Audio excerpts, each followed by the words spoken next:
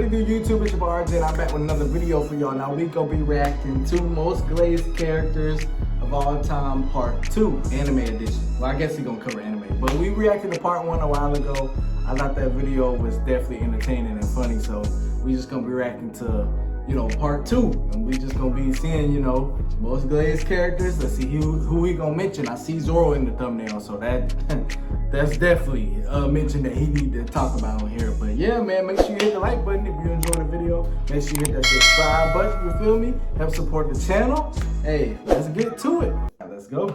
Okay, so in the last video, we went through a couple characters that get glazed a bit too much, and I asked if y'all wanted a part 2, and a bunch of y'all said yes, because I most definitely missed some of the main offenders. So in this video, I want to try and tie up as many loose ends as possible and talk about some more of the most glazed characters of all time. First off, I want to talk about some honorable mentions, which are characters that I don't really think deserve to be here, but are glazed enough to talk about them. One of them being Thorfinn, more specifically, the I have no enemies mindset, which essentially... Okay, so I never watched Villain Saga. I definitely need to watch it, but yeah, so I can't comment on this one. Realizing that this Viking life of unaliving people and searching for revenge was not really going anywhere good, so there was truly no reason to have enemies at that point. It's a very good mindset and it inspired a lot of positivity, but in my opinion, there were two key problems when this movement was going on. First off, a lot of people were dragging how revolutionary this mindset was in fiction. Like, it's crazy. If you only listen to his fans, you would have thought that Thorfinn was the first character who was looking for peace in his life and wanted to avoid having enemies. Like, we haven't seen that before. Thorfinn did it differently. That is true. Someone like Naruto is one of the first people that pops into my mind when I think of not wanting / having enemies. The other half of the time, people wouldn't even follow the mindset. They'll yap about having no enemies, then an hour later, get on the game shouting the most foul rhetoric of all time. You're like, no, you serve zero purpose.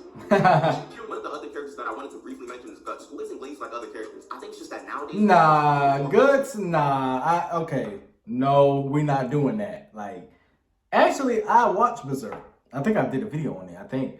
But Berserk, because at first, I kept hearing everybody hype up Griffith.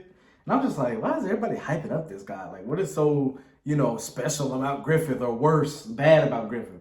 And, you know, I was like, you know, let me just watch Berserk. Let me just watch this to see what everybody's talking about. And I remember, bro, like, the majority of the anime, because I watched the 1997 version, majority of the time when I was getting through it, and I was like, man, I don't see the hype about Griffith. Like, what the heck are people talking about? But when I got to that eclipse, I said, oh, heck no. Like, nah. Guts, I'm sorry, spin the block. You have to spin the block. I'm sorry.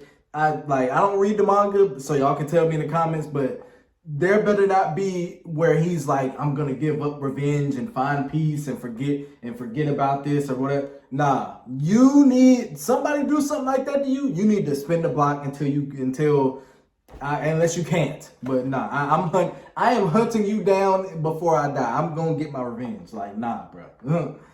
So people are starting to do more Berserk-related things, like getting the brand of sacrifice tattooed on them, which I would never. Which is crazy. Because in the series, it's supposed to summon demons, but that's probably the inner creature of me tweaking out over it. I don't actually care if other people do it. And finally, the last... Yeah, I'd never get a tattoo like that. I was really debating putting Zoro in here, because he does have a lot of glazers, but the Zoro... No, you gotta put Zoro in here. I understand, though. That Sanji's my favorite of the two, so it probably wouldn't end well for me. Zoro deserves to be on here. All I say about Zoro is that he's a cool character, just has a lot of glazers. That don't work. There's no way out of this. Illuminati. Nah, y'all are crazy. You actually thought I wasn't putting this man in the video. Okay, thank God you put him in there. But this man Zoro be getting so much block from his fans, it's not even funny. Now, I think we all understand the appeal to Zoro. He's a really cool character and the vice captain of the Straw Hats, and he's consistently shown his loyalty to Luffy and the crew time after time. Plus, his fighting style is extremely unique because he uses 3 swords to fight people. And when he's getting serious, he puts on a bandana, which is honestly really cool. But y'all be glazing this man like he's the captain himself. Hint, hint. And what I mean by this is Zoro's inflated strength in the eyes of some of his fans. I know some of them pose, bruh. Some of them pose be insane. Talking about certain characters can beat certain characters. Like, what? I think I was watching Shonen Showdown, and I forgot. I think he had a guest on there or whatever, and that person was just like, "Oh yeah, man, Zoro can beat Aokiji or something." I was like, "What?"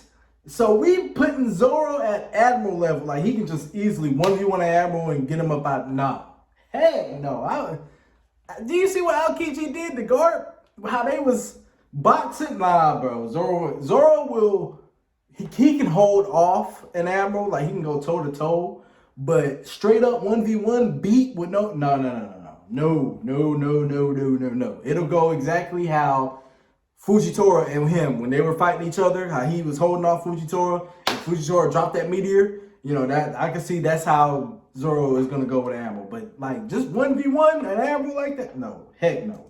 really think that this man is an admiral level fighter or stronger. Like, how do we believe that Zoro is stronger than Kizaru? I don't care what we see in the manga. He's getting speedless and beat by Kizaru 10 times out of 10. And don't tell me that I'm being crazy. You Zoro fans brought this upon yourselves because the Zoro blade doesn't even stop there. Remember ZKK, which was a theory going on during the Wano arc? ZKK, yeah. All the theories and agendas in One Piece. This one actually has some people in a chokehold. Essentially, ZKK stands for Zoro kills Kaido. I remember that. From the Zoro fans was culminated. That was crazy. Zoro pulled out a strong move at the time, Ashura, against Kaido, and left him with a chest wound that Kaido kind of just walked off anyway. Did the Zoro fans really believe that? But it was impressive though that he cut Kaido. It's impressive. And that leads me to my next point for the Zoro Blazers. There are a certain subgroup of people that believe that Zoro and Luffy are equal in strength. Yet again, I don't know what series you guys have read and or watched, but there is no. It's always number 1 and number 2. I don't care about them both having Conqueror's coding or whatever other gymnastics the Zoro fans want to go through. Zoro is closer to Sanji than he is to Luffy easily. Facts. Which brings me to an elephant in the room. Zoro Blazers versus Sanji Blazers. Despite all the slander Sanji fans go through, they are more reasonable when it comes to talking about strength than Zoro. I mean, to be honest, bro, like watching One Piece, Toei is the main Toei, they be glazing the hell out of Zoro. They be giving Zoro the most grand entrance, epic moment. Like Sanji, they just like, oh, well, we'll give him a cool little moment. But Zoro, they be making sure they go all out for him. They love Zoro. Like, they don't give Sanji, like, bruh, they be doing Sanji dirty sometimes. I'm just gonna say it. Hate to admit that Sanji and Zoro are almost equals in strength, which is crazy considering that one is only seen cooking and simping and the other one is actually training. I don't care which one you like more, but these guys are basically the rivals of the group. Yet the Zoro Blazers allow some of y'all to act like there's a massive gap between him and Sanji. And while we're still in One Piece, it's only natural that we talk about Zoro's master as well, Dracula Mihawk. After the last video, it's come to my attention that I might have come off as a Mihawk Blazer, which is probably more true than it is false. You know, hey, I'm a Mihawk Blazer, I ain't ashamed of it. That Mihawk is the strongest swordsman in the world, which also roughly translates to the strongest person in the world who uses a sword. And you know, we've seen someone like Shanks use a sword as his primary weapon, which makes him a swordsman, but I guess I was getting too hasty. And I also like to try to be impartial, so let's talk about it. First off, as we all know, Mihawk is the strongest swordsman in One Piece and a character shrouded with mystery. When we talk about characters with self-interest, Mihawk is one of the prime examples. We should have got his backstory by now and more lore about him, bro. He's kind of like the max player in the game who just looks for achievements. Now, the Mihawk Blaze and the Shanks Blaze are almost comparable in magnitude. One fan base uses Walmart Roger comparisons and heists, while the other clings to a single title that could potentially cause their favorite character to look like a fraud in the end. For example, why on earth is the world's strongest swordsman in the East Blue chasing Dawn Creek and bullying pre-Alabasta Straw Hats? We should also talk about his performance on Marine. I mean, but still, well, of his lifetime. He made Mihawk sweat so much that he had alright, come on, alright, so wait a minute, we're not gonna do that. Vista is nice, okay? We ain't gonna act like Vista's a bum. So yeah, like, nah, bro, don't do that. Vista, like, people try to use, oh, he was going, him and Vista was really throwing him. I'm like, Vista is nice. Y'all like, Vista's a bum, you know what I'm saying? But I mean, I guess I see what y'all saying, but still though, like, I don't think that need to be, like, that's invalid to me, but. To run away. Then we can't forget the fact that this guy was getting his slashes blocked by Dozu, Crocodile, and freaking God Bones. We might actually need Calabasas Zoro to teach this man a thing or two. And, yeah, that was all cat that you just said. He ran away from the right-hand bandit himself because he didn't. No, he did not run away, okay? It was not in the contract, so I don't got to do it. You feel me? Y'all called me here to fight this guy over here. Y'all didn't call me to fight with red hair that showed up, that popped up, that's fresh. No. Agreed to fight Shanks. That's all this man has really done in the series. Mihawk Blazers will also cling to the fact that he has a black blade, which is definitely something special, but we don't even know how this man got it. For all we know, the memes are true and he just painted the blade. But there are some people who are still saying that this man is top one in the verse, despite the fact that this man is only shown us to be an East Blue merchant who only relies on sword skill and not his strength. The Mihawk fans are really putting. Don't worry, I feel like Oda gonna shut all this down soon. Now, we can only I'm hope sure. that this segment satisfies the Shanks fans so they can finally stop yapping about Mr. Free Devil Fruit Blackbeard victim and release me from my shackles.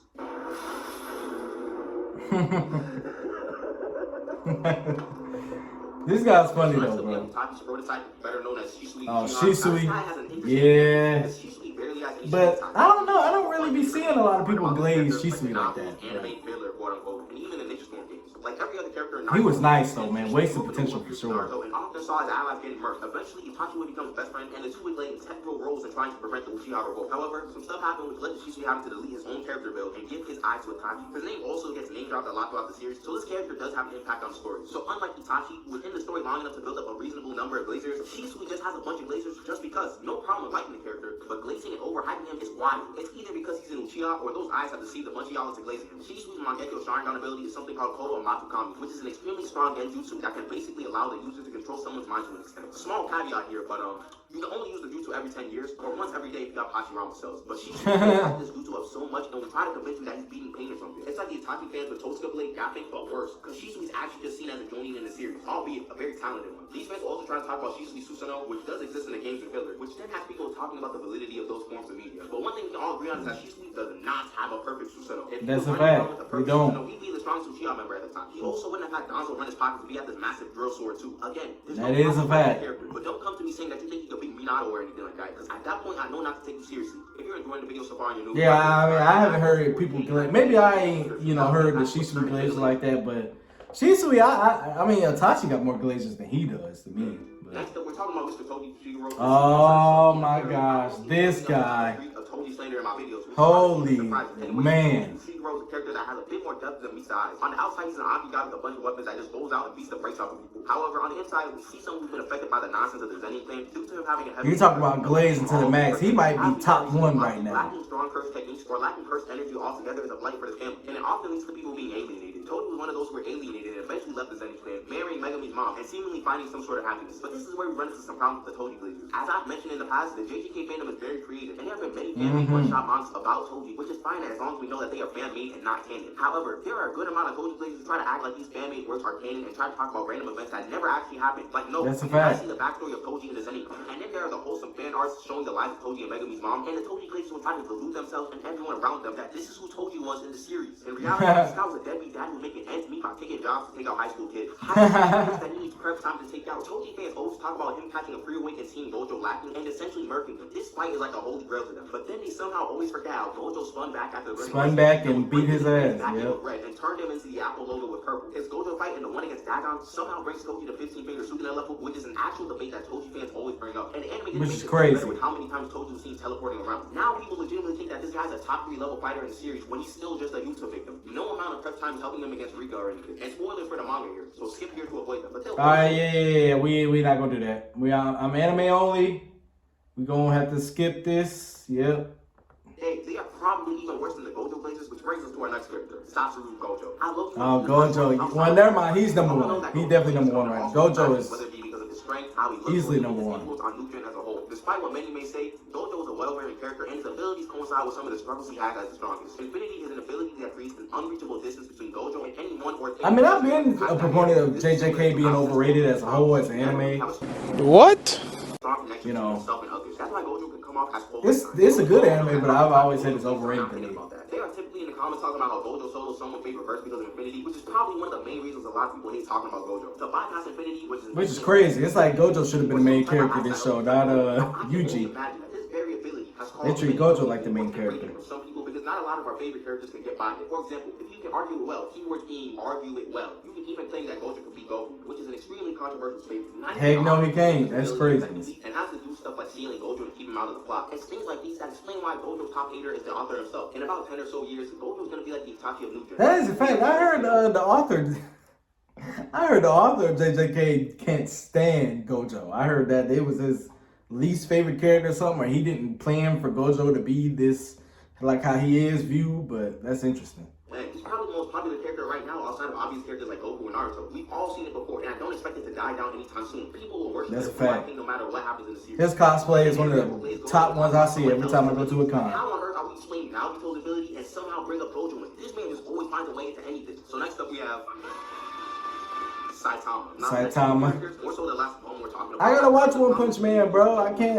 Every time I try to watch it, I end up like getting distracted or something. He's kind of just able to win any fight, surpass any limits that the plot needs. And it's even further compounded with how Saitama got such absurd strength, despite having a fairly simple workout routine. It almost gets to Toon Force levels of strength, and his nonchalant demeanor makes it pretty funny at times. But the Toon Force. But I mean, it is a parody, so. People quite literally believe that Saitama can beat anyone, and I'm not even joking. Any fight that he's in, the average Saitama glacier will say that he can defeat the opponent in one punch because in one punch, yeah. Saitama can also do anything in the eyes of a Saitama glacier because he's been shown to just do a lot of things just because he can. Yes, guys, Saitama is boundless and has no limits to anything. Shoot, even though we've never seen this man do elemental bending, he could probably bend all 4 of them and secretly be the Avatar. But we can't hard on Saitama fans because they don't know him. But if their MC has been shown to do crazy stuff, we are obligated to let them delude themselves into believing that he can do anything in the entire world, and that includes allowing them to think that he can be Goku, which is craziness because he can't. Anos Voltigo. Now, some of y'all may not know about this guy. Yeah, I don't know about this guy. And now his show. And to the 5 people who actually watch Misfit of Demon Academy, you probably know him very well. Yeah, I don't know. But this guy's a special case in the fact that his strength is so absurd in the series. Like, I'm talking about beating God dang. Twisting them. taking them out. There's a whole other laundry list of abilities like teleportation, time stop resistance, resurrection, etc. And I know all these overpowered abilities have the power scale typed up. From what I've seen, a lot of the events that happen in this series is that some random is crazy disrespectful to Anos, and then he just violates them. But you know, besides having repetitive plot points, there's another problem I have with this character. It's the fact that the only reason why people glaze this character, or have even know about this character, is because of Goku. Essentially, a bunch of people were tired of the potential to be Goku jokes, and people decided to search far and wide to find characters that could even hope to be Goku. Anos is one of these characters. Oh, okay, so they started comparing him to Goku. Okay, I see. Can you imagine that? You aren't ever finding someone breaking down his character because no one cares about it. Anos and his Glazers are the only groups in anime that have actually gained clout off another character's existence. Shoot, the first time I ever heard of That's this crazy. character, All right. someone mentioned Goku. This guy could be replaced by anyone and no one would blink twice because the only value in this character's existence is that he has the capabilities to beat Goku or other strong characters. Anos Glazers are the first fandom I've ever seen in quantum superposition. They both exist and don't exist at the same time. And once you mention Goku, they spring up alive into action. Once you see that he's stronger than Goku, they're gone. It's incredible. And I don't care about how many non-existent Anos Glazers there are in the comment section. I just had to tell the truth about this character. Now, hopefully I was able to I never heard of him. But... I know some of y'all want a long video, so hope. Alright, so that was part 2 of most glazed characters, but yeah, that was interesting. Gojo, I don't know how I didn't think about Gojo, but Gojo definitely number 1 right now. Toji is a close second, but you could argue Zoro too. So, I mean, yeah, you gotta switch Toji and Zoro, but Gojo definitely number 1. Like, crazy. Like, he should have been the main character of JJK. Like, honestly, he's the main character. Yuji, I mean, like, that's the one thing I be telling JJK fans. I'm like, bro, y'all main character ain't even the main character of y'all show. Y'all side character is the main character. I hear more people talk about Gojo and his life and all of that before they talk about Yuji and all of that. So yeah, that's just, I guess that's just how it is, you feel me? But leave a like if you enjoyed this video. Make sure you hit the subscribe button if you're new. Hey, let me know what anime videos y'all want me to react to next, you feel me? So leave a like, hit the subscribe button. It's your boy RJ. Till next time, I'm going.